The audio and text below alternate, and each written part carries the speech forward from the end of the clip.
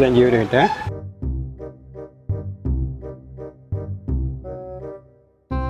മോൻ്റെ ഇതെല്ലാം കൂടി 96 റുപ്യ കേട്ടോ.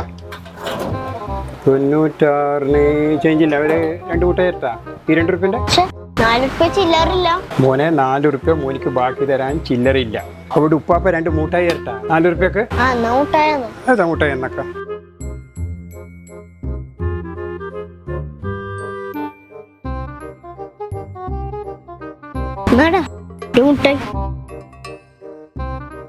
എന്തായാലും ഞാൻ നിനക്ക് മുട്ടായി തന്നില്ലേ.